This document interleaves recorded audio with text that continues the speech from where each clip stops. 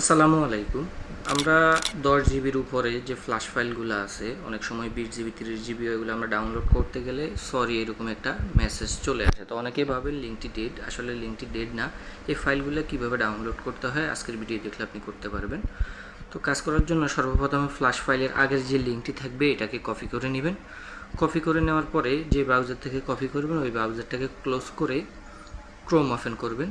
Chrome open করে ক্রোমের মধ্যে ফাইলের লিঙ্কটিকে পেস্ট করবেন। ফাইলের লিঙ্কটি পেস্ট করার পরে কর্নার দিয়ে ফাইল নামে একটি লেখা থাকবে, ওই ফাইলের উপরে ক্লিক করবেন। যে কর্নারে ফাইলের উপরে ক্লিক করে অ্যাড টু স্টার্ট এখানে ক্লিক করবেন। অ্যাড টু স্টার্টে ক্লিক করার পরে এই ফাইলটি আমাদের যেই জিমেল আছে ওই জিমেলের গুগল ড্রাইভের মধ্যে অ্যাডজাস্ট হয়ে গেছে। তো আমরা এখান থেকে ড্রাইভ লিখব। ড্রাইভ লিখে আমাদের যেই ব্রাউজার থেকে আমরা অ্যাড টু স্টার্ট করছি ওই ব্রাউজারে গুগল ড্রাইভ ওপেন করব। ওপেন করার পরেই যদি জিমেল লগ ইন না থাকে জিমেল লগ ইন করে নেবেন অবশ্যই। তো এখানে আমরা সাইন ইনে ক্লিক করব। করার পরে দেখতে পাবেন এই ফাইলটি আমাদের গুগল ড্রাইভের ভিতরে চলে আসছে। এই যে দেখতে পাচ্ছেন এই নোট সাইড এক্সের একটি ফ্ল্যাশ ফাইল, তো এটা চলে আসছে। তো আমরা এখানে একটা নিউ ফোল্ডার ক্রিয়েট করব। এখানে আমরা রিয়েলমি লিখে একটা নিউ ফোল্ডার ক্রিয়েট করব। করার পরে আমরা স্ক্রল করে নিচে চলে আসব। এখানে আমরা স্টার্টে চলে আসব।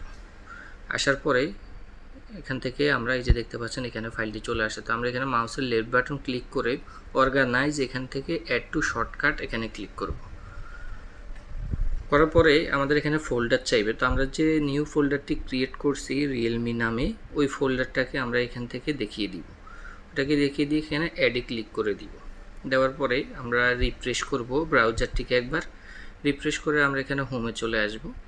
হোমে চলে আসার পরে ওই যে রিয়েলমি ফোল্ডারটার ভিতরে আমরা ফাইলটি অ্যাড করছি ওই রিয়েলমি ফোল্ডারটা কিন্তু এখানে শো করে নাই এখনও। তো আমরা ব্রাউজারটিকে রিফ্রেশ করব। রিফ্রেশ করার পরে ওই ফোল্ডারটি চলে আসবে। আসার পর আমরা এই ফোল্ডারের ভিতরে ঢুকে দেখব আমাদের ফাইলটি অ্যাড হয়েছে কিনা।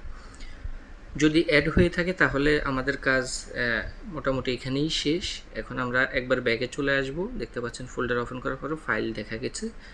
তো আমরা ব্যাগে আসার পর এখানে রিয়েলমি ফোল্ডারের উপরে ক্লিক করে আমরা এখান থেকে ডাউনলোডে ক্লিক করব। ডাউনলোডে ক্লিক করার পরে এখানে কর্নার দিয়ে দেখতে পাচ্ছেন জিপিং হচ্ছে, জিপিং 1 ফাইল লেখা চলে আসছে। তো এই ফাইলটা জিপিং হতে অনেক সময় 2 মিনিট 3 মিনিট 4 মিনিটও লাগে। নেট স্পিডের উপরে বেসিস করে ফাইলটি জিপিং দ্রুত হবে। তো আমার এটা জিপিং কমপ্লিট হয়ে যাওয়ার পরে অটোমেটিক ডাউনলোড হওয়া শুরু করবে। যদি আপনার পিসিতে আইডিএম থেকে থাকে সেক্ষেত্রে ফাইলটি অটোমেটিক আইডিএমে ধরে নেবে এবং কি ফাইলটি ডাউনলোড হওয়া শুরু করে দিবে। এভাবে আপনি যত বড় ফাইল আছে 20 জিবি 30 জিবি 10 জিবির উপরে সকল ফাইলগুলো আপনি এভাবে ডাউনলোড করতে পারবেন। 10 জিবির নিচে হোক যে কোনো ফাইল, লিঙ্ক যদি এরকম এরর আসে সেক্ষেত্রে আপনি ফাইলটি ডাউনলোড করতে পারবেন।